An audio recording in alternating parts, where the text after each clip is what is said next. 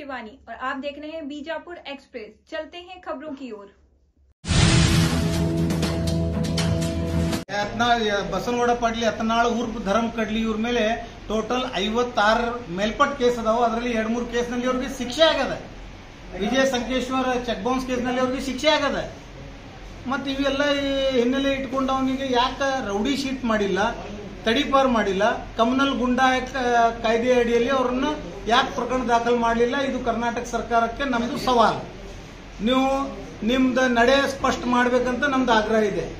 ಕಾಂಗ್ರೆಸ್ ಸರ್ಕಾರಕ್ಕೆ ನಿಮ್ಮ ನಡೆ ಸ್ಪಷ್ಟ ಮಾಡ್ರಿ. ನೀವು ಅಲ್ಪಸಂಖ್ಯಾತ, ದೀನ ದಲಿತ, ಹಿಂದುಳಿದ ವರ್ಗ ಮತ್ತು ಶೋಷಿತ, ಪೀಡಿತ, ಬಡವರ ಪರವಾಗಿ ಇದೀರಿಯೋ ಏನ ಅಗರ್ಭ ಶ್ರೀಮಂತರು, ಭಾರತೀಯ ಜನತಾ ಪಕ್ಷದ ಕೆಲವು ಏಜೆಂಟರು ಮತ್ತು ಈ ಧರ್ಮ ಕಡ್ಲಿ ಅಂತ ನಾಲಾಯಕ ರಾಜಕಾರಣಿ ಕೂಡ ಇದೀರು. ತಾವು ಸ್ಪಷ್ಟಪಡಿಸಬೇಕಂತ ನಮ್ದು ಆಗ್ರಹ ಇದೆ. ನಿರ್ಬಂಧ ಆಗಬೇಕು.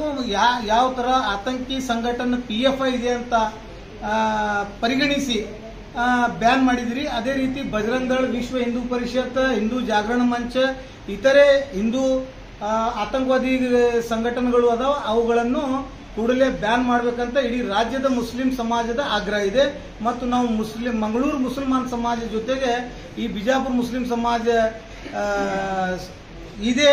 ಅವರು ಯಾವುದೇ ಸಂದರ್ಭದಲ್ಲಿ ಒಂದು ಕರೆ ಕೊಟ್ಟರೆ ನಾವು ಅವರಿಗೆ ಬಲಪಡಿಸಲಿಕ್ಕೆ ಸಿದ್ಧರಿದ್ದೀವಿ ಅನ್ನುವಂಥದ್ದು ಹೇಳಲಿಕ್ಕೆ ಮಾಧ್ಯಮದ ಗೋಷ್ಠಿಯನ್ನು ಕರೆದಿದ್ದೀವಿ. ಅಧಿಕಾರಿ ಕಚೇರಿ ಒಂದು ವೇಳೆ ಈಗ ಇರುವ ವಿದ್ಯಮಾನ ಪ್ರಕಾರ ನನ್ನ ಮೇಲೆ 8 ಕ್ರಿಮಿನಲ್ ಕೇಸ್ ಹಿನ್ನೆಲೆಯಲ್ಲಿ ಜಿಲ್ಲಾಡಳಿತ ಮತ್ತು ಪೊಲೀಸ್ ಇಲಾಖೆಯವರು ನನ್ನನ್ನು ಹಿಸ್ಟ್ರಿ ಶೀಟರ್, ರೌಡಿ ಶೀಟರ್ ಪಟ್ಟಿಯಲ್ಲಿ ನನ್ನ ಹೆಸರನ್ನು ದಾಖಲಿಸಿದ್ದಾರೆ. Being I am A professional advocate, ನಾನು ಒಬ್ಬ ನ್ಯಾಯವಾದಿ ಮತ್ತು ಹೆಚ್ಚುವರಿ ಜಿಲ್ಲಾ ಸರ್ಕಾರಿ ವಕೀಲ ಹುದ್ದೆಯಲ್ಲಿ ನಾನು ಸೇವೆ ಸಲ್ಲಿಸ್ತಾ ಇದ್ದೀನಿ.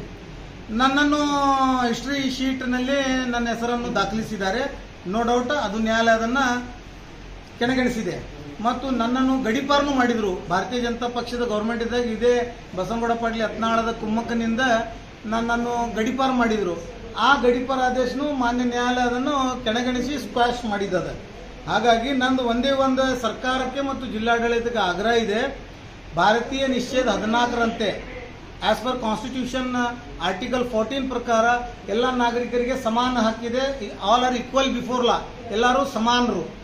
ಹಾಗಾಗಿ ನನ್ನ ಮೇಲೆ ನಾನು ಕೇವಲ ಒಬ್ಬ ಮುಸಲ್ಮಾನ ಅಲ್ಪಸಂಖ್ಯಾತ ಸಮಾಜಕ್ಕೆ ಸೇರಿದವ, ಒಂದು ಬಡ ಕುಟುಂಬದಿಂದ ಬಂದವನ ಮೇಲೆ ಕಾನೂನು ಪ್ರಕ್ರಿಯೆ ಇದೆಯೋ, ಏನು ಶ್ರೀಮಂತರಿಗೂ ಮತ್ತು ಮೇಲ್ಜಾತಿಯವರಿಗೂ ಕಾನೂನು ಉಲ್ಲಂಘನೆ ಮಾಡಿದವರಿಗೂ ಕಾನೂನು ಇದೆಯೋ ಅನ್ನುವಂಥದ್ದು ಪ್ರಶ್ನಿಸುವ ಸಲುವಾಗಿ ಜಿಲ್ಲಾಡಳಿತ ಕಚೇರಿ ಎದುರಿಗೆ ಮುಂಬರುವ ದಿನಗಳಲ್ಲಿ ನಾವು ಧರಣಿ ಪ್ರದರ್ಶನ ಮಾಡಿ ಅಮರಣ ಉಪವಾಸ ಆಗಲಿ, ಸತ್ಯಾಗ್ರಹ ಆಗಲಿ, ಯಾವುದೇ ಒಂದು ಹೋರಾಟದ ರೂಪರೇಷೆ ಸಿದ್ಧತೆ ಮಾಡಿಕೊಂಡು ಜಿಲ್ಲಾಧಿಕಾರಿ ಕಚೇರಿಗೆ ಖಾಯಂ ಕೂಡ್ತೀವಿ. ಮತ್ತು ಕಾಂಗ್ರೆಸ್ ಗೌರ್ಮೆಂಟ್ಗೆ ಒಂದು ವೇಳೆ ನಾನು ಧರಣಿಗೆ ಕೂತಿ ಅಂತಂದ್ರೆ ನಾಚಿಕೆ ಬರಬೇಕು ಈ ಸರ್ಕಾರಕ್ಕೆ. ಯಾಕಂದ್ರೆ ಅಲ್ಪಸಂಖ್ಯಾತರ ಹೆಸರ ಮೇಲೆ ಸರ್ಕಾರ ಬಂದು ಅಲ್ಪಸಂಖ್ಯಾತರ ಮೇಲೆ ಅನ್ಯಾಯ ಆದ್ರೆ, ಬಡ ಮುಸಲ್ಮಾನರ ಮೇಲೆ ಅನ್ಯಾಯ ಆದ್ರೆ ಮತ್ತು ನಾವು ಯಾರಿಗೆ ಸವಾಲು ಕೇಳಬೇಕು? ಮತ್ತು ಸಂವಿಧಾನದ ನಿಶ್ಚಯವನ್ನು ನೀವು ಉಲ್ಲಂಘಿಸ್ತಾ ಇದ್ದೀರಿ ಅಧಿಕಾರಿ ವರ್ಗದವರು.